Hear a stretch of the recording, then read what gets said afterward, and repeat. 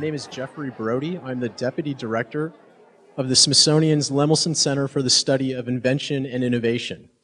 The title is actually longer. I actually cut it off just there. But what I thought I'd do before we begin the first conversation here proper is tell you a little bit about Innoskate and how the Smithsonian Institution came together with MOHAI to create this event. So I apologize for touching on my notes here, but the Lemelson Center, which I just mentioned, was created in 1995 at the Smithsonian by prolific American inventor Jerome Lemelson. And our mission is to bring the public, the scholars, inventors together to foster a better understanding of the role of invention in American history and to support a new generation of innovative thinkers. The Innoskate Research and Public Outreach Program was created in 2011 as a collaboration between the Smithsonian and the International Association of Skateboard Companies. And through this program, we pursue a deeper understanding of skate culture's innovative and creative spirit in American life and to foster an appreciation that we find invention and innovation in unexpected places.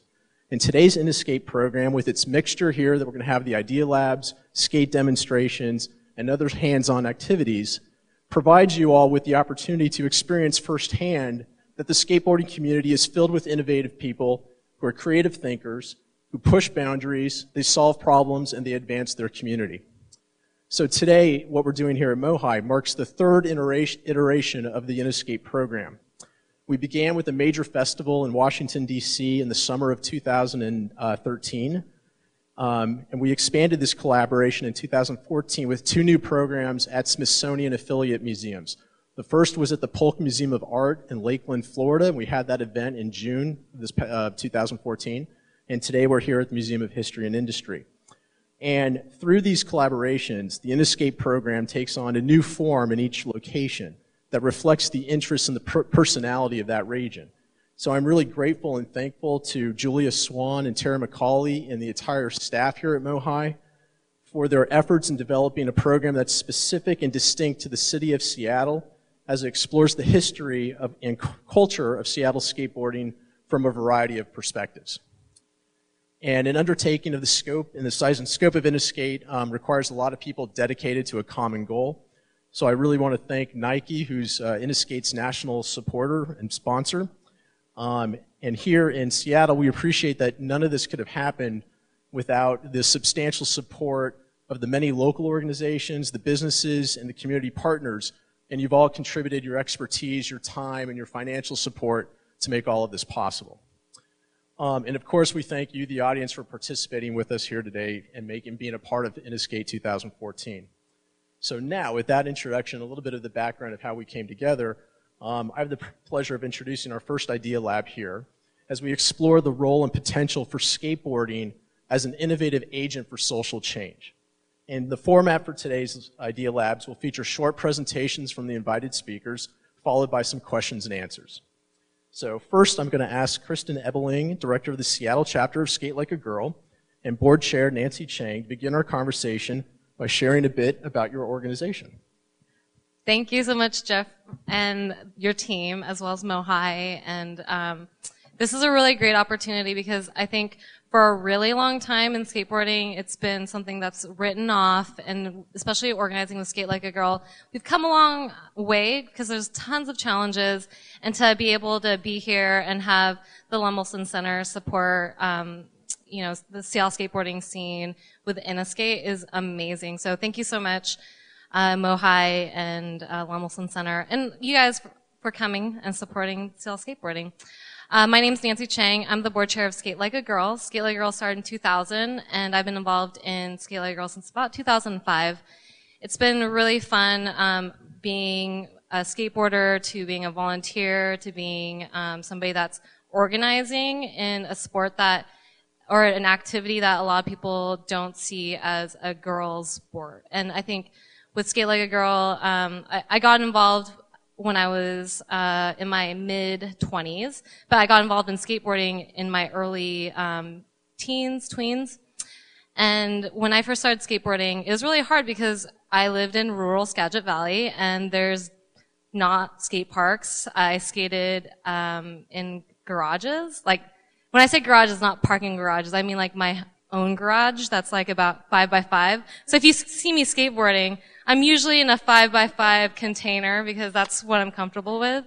And plus I have a frontal lobe that's fully developed now, so I'm like, oh, that's a really cool ramp. I'm just gonna stay here in this flat area. But anyways, I think I've been so lucky to meet a lot of women. I have close friends that I've met through skateboarding and getting to travel and, you know, seeing young skateboarders become better skateboarders than me and also be actively engaged in the community. That's been a really great part of being involved in skateboarding and Skate Like a Girl. I will pass it on to one of our poster children, Kristin Ebeling, who started off as a teenager who was sort of like, I don't want to skate like a girl, I want to skate like a dude. I will let her tell you the story, but I love her to death, and I will pass the mic on to her. Are you asking me about how I started? Okay, I'll just read. Hi, everyone. What's up? What's happening? My name's Kristin. Currently, I am the Seattle chapter director for our chapter here of Skate Like a Girl in Seattle. And I've been involved with Skate Like a Girl since about 2006. And as Nancy said, I was a high school student, heavily influenced by the dominant skate culture, I'd say, which is white dudes in their 20s, doing semi and definitely illegal things at times. And I feel like it was really pivotal for me as a skateboarder. I was reflecting on this last night. I probably would have quit skating by now if it wasn't for Skate Like a Girl, because I feel like being a part of this organization, we really strive to expand the possibilities of who can skate and who can be a part of our community. And I feel like Nancy described, I wanted to skate like a guy because that was all I read in skate magazines. That's all I saw in skate videos. And I didn't want to be a female skateboarder. I didn't want to stand out. I just wanted to skate. And I feel like eventually I would have gotten pushed out and just felt like it wasn't really something I could do anymore as I became more and more of a woman and grew up. So yeah. Let me jump back. Skate Like a Girl is a nonprofit based in Seattle, Washington. Skate Like a Girl started as a grassroots movement as part of, who's heard of Ladyfest? Ladyfest? So Ladyfest started in Olympia, Washington. It was part of the DIY Riot Girl movement, and the founders, Fleur and Holly, were like, oh, we should do a clinic at Ladyfest. What should we do? Well, I like to skateboard. Okay, well, I don't really know how. Hey, nobody teaches skateboarding. Maybe we should do a clinic. And then that's really how Skate Like a Girl started, was this idea that skateboarding has traditionally been youth-driven and been very like, we're feral and we're going to do whatever we want. We don't need adults telling us how to do this. But as college-age women, I think they're like, well, I never felt like it was a good, safe space for me to try something at the skate park. And guys typically aren't, like, think about this. Teenage boys aren't really socially, like, articulate or welcoming, not because they don't want to. They just don't really know how sometimes. Through my experiences anyways. So they were like, okay, well, let's do a skate clinic. And about, I think 50 or 60 women came out, and they're like, whoa, there is definitely a need for structured skateboarding. And I think that was the first innovation, is like, hey, there's a need in this awesome sport. Let's make something happen. Nobody's gonna ask. We're not waiting around for somebody to tell us to start it, or waiting around for somebody to start it so we can join in. Let's just make this happen. And I think that's, in the true sense of Skate Like a Girl, is one of our values, is like, let's not wait for anybody to make things happen for us. We gotta do it for ourselves. So fast forward, I was like communicating with them through the years, because I'm really involved in youth development work, and since I've been skateboarding, I had started this like program called Girl Skate at the Old Firehouse Teen Center where I had worked, and we had been like switching.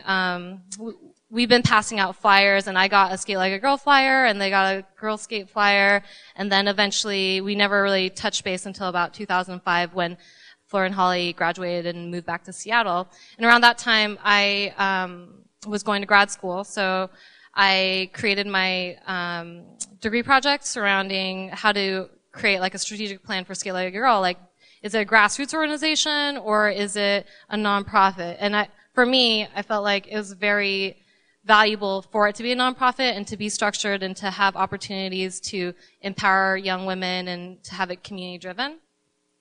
Sorry. It's all good. Let me give you a chance to catch your breath for a second and ask you both. Clearly, you're both incredibly passionate about skating. You're both incredibly passionate about the organization.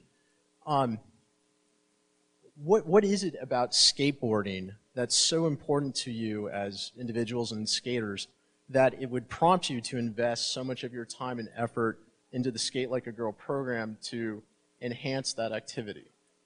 Do you mean specifically personally? Yeah. Or personally why?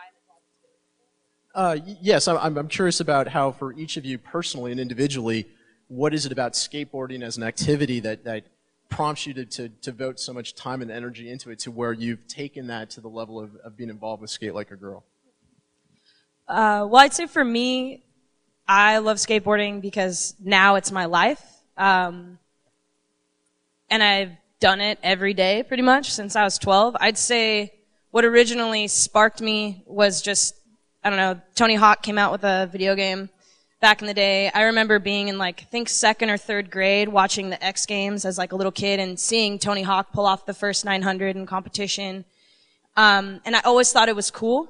And I always thought punk music was cool. I always thought rock and roll was cool. And that's just something that, for whatever reason, I gravitated to it. And I always played football with the boys at recess. I was never scared to jump into something that was male dominated. And once I found skateboarding, and then now through Skate Like a Girl as well, like, I've really found myself. I found something that I'm good at, something that, you know, has created a wealth of opportunity. I've been able to travel, win money at a contest, to, like, be featured here at this museum. All these things that sort of it becomes an addiction. Like, it's not just learning a new trick when I step on my board. It's not just meeting all the new friends. It's kind of all of that collectively. And I know that I've given so much to skateboarding, and skateboarding has given me so much. It's become something that's just part of my daily life. And I sleep, dream, breathe, eat skateboarding. Like, it's my whole life. You can ask my parents. I think definitely it's about community building through skateboarding. You can travel to any skate park, or through traveling and taking women and kids and everybody in a van on skate road trips. I've met so many people. They've been very welcoming. Like, when we first were doing skate road trips, we'd like pull to like somewhere in Montana and we're like, where should we camp? And then this guy would be like, oh, don't worry, just come to my place and you can like camp on our yard. And I'm like, okay, that's rad. So I think definitely the community aspect is really important. And just looking out here, it's like we see so many people that we've been introduced with that I would never personally meet if I didn't skateboard, because I have my life, I go to school or I go to work, and if you're not in that pathway, then I'm not gonna know you as a person. And I think what skateboarding really does is it transcends like age, culture, race, class, abilities, and language, and it's a really amazing opportunity to engage like strangers in a city, because I think we don't live in a town that's like 500 or 1,000 where you know everybody's name. So like having an activity that isn't politicized, well, skateboarding is sort of political, but Matt will tell you about that later. But I think it's allowed me to be a leader, skateboarding through Skate Like a Girl. It's allowed me to have friendships. It's given me travel experiences. It's allowed me to be a mentor and be inspired by young people and older people. And I think it's a really, like any lifestyle or culture or sport or activity, it provides that community. And I think with skateboarding, it's something awesome because we're in America and it's American made, USA, USA. And it's youth driven, and I think it's so cool to see videos of girls skating in Skatistan, or, you know, young people in Africa or Asia, like doing something that's fun. And you don't even have to, so I'm not that great of a skateboarder.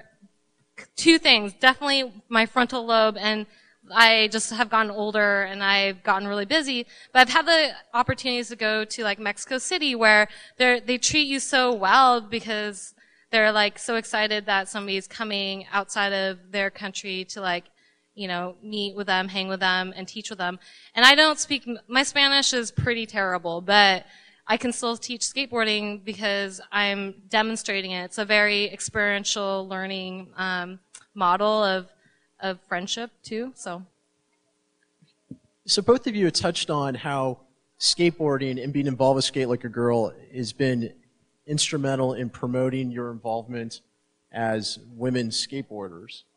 But you've also touched on, how Skate Like a Girl as a program has provided you with opportunities for leadership, personal growth, confidence, and that's what I'm hearing from you. So how do you, in what ways is that part of Skate Like a Girl continued? Is that a core principle of the organization? And how would you describe Skate Like a Girl's role in promoting this type of social change in Seattle? Well, I think Nancy described how it was started. It was two women that wanted to provide something to their community, particularly to women, at Lady Fest, which is a big festival like Nancy described. And, they kind of looked at each other like, well, we're snowboarders and, we don't really know how to skateboard, but who cares? And we're going to get a bunch of skate gear and call women together and make this happen. And so I think that was sort of the first moment that we as Skate Like a Girl as an organization, we were like, oh, there's a community need. We want to serve it. Let's do it. And that's sort of, since Nancy and I have been involved particularly, we've really said, who do we want to engage? And I can give a couple examples. So, one would be, we want to get girls together to skate. So, let's make a program. Ladies' nights. We made a flyer, got the word out, and all of a sudden we had women kind of coming out of the woodwork. We want to have a fun event. And we want to promote girls skateboarding on a grassroots level and do a grassroots contest. And so we started Wheels of Fortune, which has been running for the last 5 years. And we get girls coming up from Los Angeles. So we had girls come out from Sweden, Canada, all over to come and compete, here in Seattle. And that's pretty unheard of. It's the only all-girls skate competition in this area. The only other opportunity for girls to be recognized in the United States is pretty much the X Games. And so if you're not on the tier of the X Games level, we've provided a space for girls to come and be recognized for their abilities, while also giving them opportunities to skate with girls that are on that caliber. So we have girls that skate X Games that also skate our contest. And the last example I'll provide is the Youth Employment Skateboarding Program. So we realized through a lot of the stuff that we were doing, it was pretty girl-centric. We were doing all-girls skate camps. We were doing the ladies' nights. We were doing girls' clinics, working with Seattle Girls School. So we were doing a lot of girl things, and we realized that there were a lot of young men that we feel like potentially would want to be involved in community leadership, but where's their voice? Where do they come into the picture? So a couple years ago, Nancy said, well, let's start a program where they can come and volunteer, learn how to run events, and become, basically a bunch of mini Marshall Reeds, learning how to run events and instruct skateboarding and understand sort of the back end and the industry side and the community building advocacy side as well. So we've run that program for 4 years now, and essentially they're required to do a 40-hour community service project or community service over the summer, and at the end we take them on a fun little road trip, and they're allowed to learn all these rad job skills and become a part of our community. So I would say Skate Like a Girl in a nutshell is inspiring folks to take leadership, take something maybe they don't know exactly how to do and just go for it and try it. And also the other side of that is recognizing a community need and where do we fit in and how can we be a part of that? Because what better people than us? If not now, then when? So I think other examples, well, Skate Like a Girl provides a lot of different opportunities. We have classes that are after school. We have camps. We have clinics. We serve all ages, all abilities. We do contests and trips, like Kristin was saying. But there's also opportunities to be civically engaged. And I think a little bit ago I said that Skate Like a Girl isn't that political. I think it is. I think for our outward programs, like, we want to be as inclusive as possible. So we try to find common areas of interest, which is just skateboarding. But I think with Skate Like a Girl, we've had the opportunity to be part of the Seattle Skate Park Advisory Committee to help advocate for spaces for skateboarders, and I think that's been a really amazing opportunity because I think Matt and Ryan and Scott came out and were like, hey, we get that most people think that skateboarding is for just white dudes that are 13 to 25. We think differently, and we know that we need your guys' voice as community collaborators in order to make this happen. And I think that was very powerful, and we were able to recruit other young people to come and speak for, to advocate for skate spots and spaces for kids to skateboard without being hassled by police or be hassled and say that you're doing something that is against the law. Because ultimately, skateboarding is having fun, and it's like a healthy, active lifestyle. So from that advocacy and civic engagement point of view and the leadership point of view, but I think the other areas is like we are inherently feminist because we're saying, hey, women need a space to do this activity, but we also understand like the stigmas associated with being feminist, which is like a capital F you with like your fist in the air, which a lot of people find is like very threatening. And we get that that's not something that people understand. What, you know, like feminism, all that means is that we're being inclusive, we're providing space, it feels safe, and everybody gets a chance to have fun. So let me ask you, one of the things that we're interested in at the Lemelson Center is the notion of place and the role of invention. What are the factors in a city or a region that help to either foster or inhibit innovative thinking and action? So with Skate Like a Girl, what do you think in terms of its location in Seattle? And of course you have other parts of your organization in other cities, but what is it about Seattle that has given rise to Skate Like a Girl, as you've described it here, that's either nurtured it, allowed for it, encouraged it, or perhaps in some ways presented challenges to it? Just curious how you see yourselves fitting into Seattle. I think Kristin would agree with me when we say we're not Southern California. I think there's definitely a scene in Southern California of you know, like I want to be the best skater and I need to be sponsored. And I think in Seattle the weather is terrible, so like it's always raining. We need to figure out a spot to skate. People understand that in the community, and we got together, collaborated to push for a 20-year plan for skate parks. But also the other piece too is Kristin's a great skateboarder, and she was able to build that legitimacy because I can't kick flip over a stair set. Like, and I think that's part of skate culture is like, how good are you and what scene are you with? And I think that in Seattle, we've been able to transcend that because of people being open-minded and seeing that, like, okay, well, Skate Like a Girl's doing really cool things.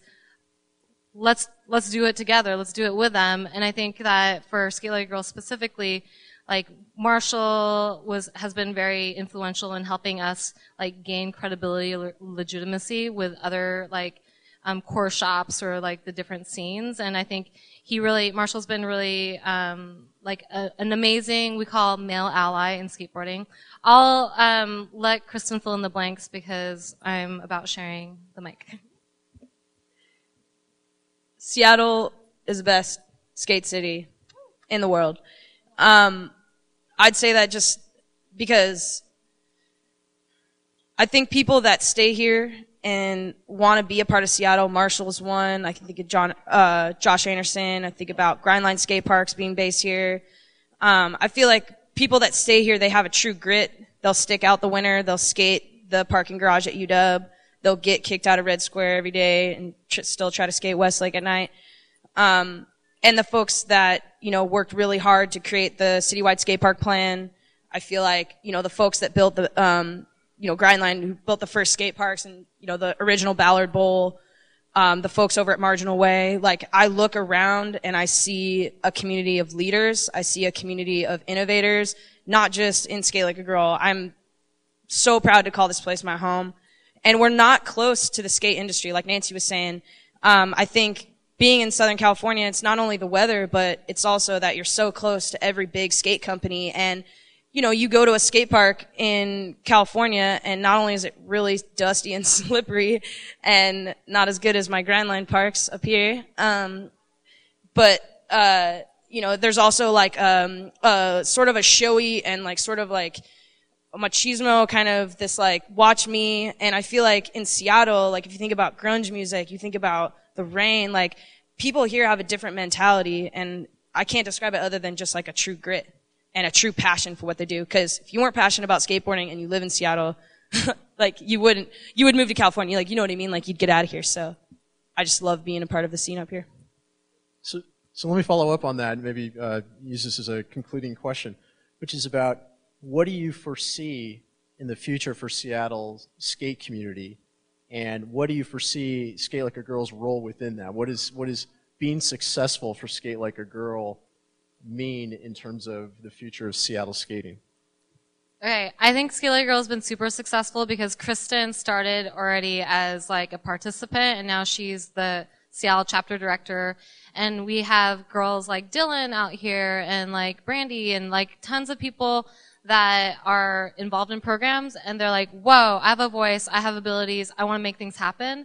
And I think that, you know, the level of skateboarding excellence for girls and boys is phenomenal.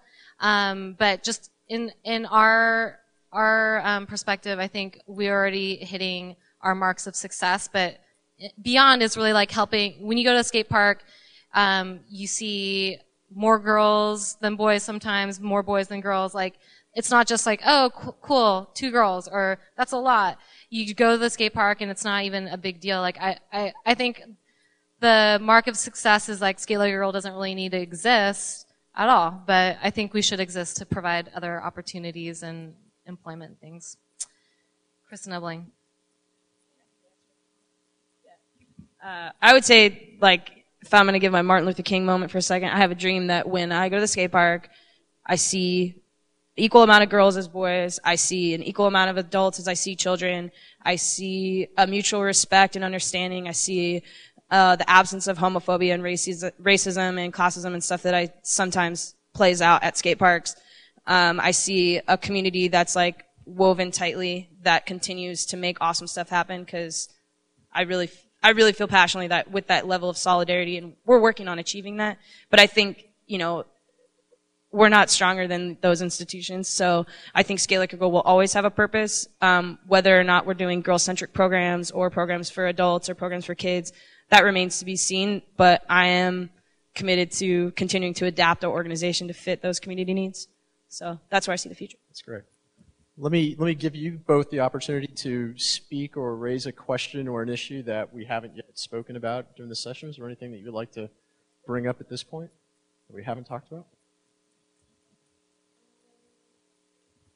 Well, I think that in terms of one aspect of skateboarding that Skate Like a Girl is pioneering is that structure, and is saying that like skateboarders don't have to be this. It can be a broader spectrum. And I think how that translates for our programs when we work with young girls is like, you can be a girly girl or a tomboy or anywhere in between. I think the other piece of skateboarding right now is like you either like skate at your local park and then all of a sudden you're going to be in the X Games. Like there's no pathways, and I think that's where Skate Like a Girl is trying to create that structure, and I think where we're trying to work really hard at saying, hey, you don't have to throw yourself off a building and have your carcass, as Marshall would say, like land on a rail all weird and then you lose all your teeth. Like, that's not how you can be involved as a professional in skateboarding. You can be a professional as in a nonprofit. You can be a videographer. You can, design skateboards. You can take people on skate road trips. You can do all these different things, to be still in skateboarding. And it's not about once you stop being good, you need to stop. Like, we love seeing, like, I think the oldest person we've taught skateboarding is like 70, and like the youngest has been like 3. And I think as long as people, 2-year-old, sorry, in the fetus, in utero, pregnant. But I think definitely skateboarding has like a very broad base that we can grow, and the more skateboarders means more skate parks, and I think that with creating pathways and showing that anybody, we have a t-shirt that we'll gift to you guys after we order some more that says, this is what a skateboarder looks like. And it's funny because anybody can wear that shirt, and claim it, because we want skateboarding to be accessible to whoever wants to try it. Let me also ask us, do we have any questions from anyone in the audience who would like to share or ask a question at this point? I had one other thought. lot of things. Kristin has another thought. Mom.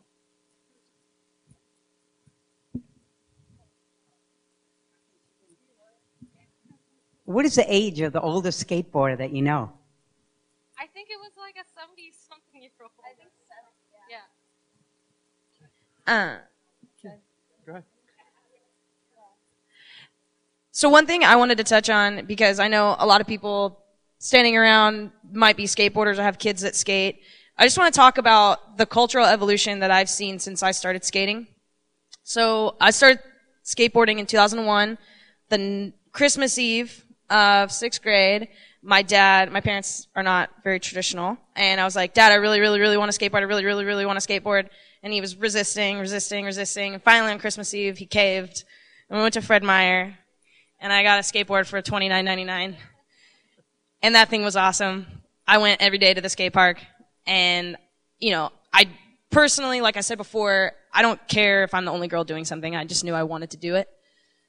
So fast forward to, I'm getting pretty good at skateboarding. I got my first box in the mail from Santa Cruz Skateboards. I worked really hard for my first sponsor me tape.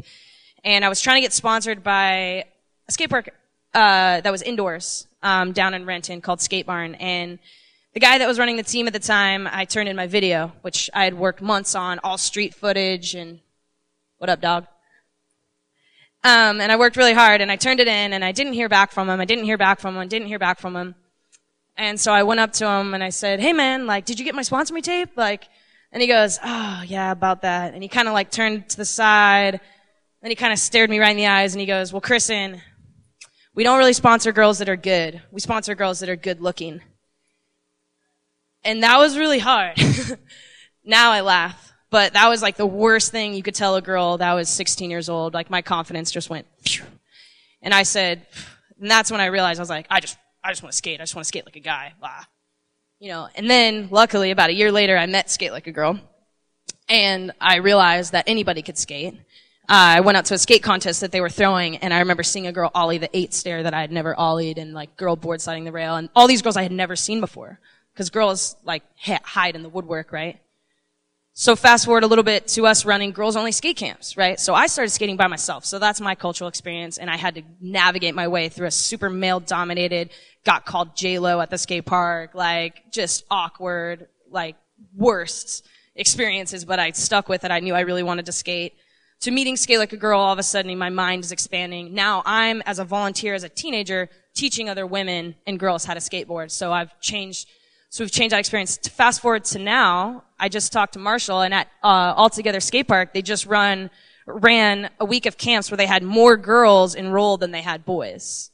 And so I just want to make sure for everybody here that they understand that, at least in Seattle, a lot of the hard work is really affecting on a human level. So we can talk about, oh my gosh, we have this awesome huge skate park. Oh my gosh, we have this great shop called 35th, and it's been running forever, and we have this citywide skateboard plan and this and that. But on a human level, we are changing the experience of young people in our city and providing more and more opportunities for them to skate, and it's in a way that's positive and inclusive, and that is something that I'm more proud of than anything else. Any skateboard I ever got sent to me in the mail, any skateboard trick I ever landed, that is by far the coolest thing.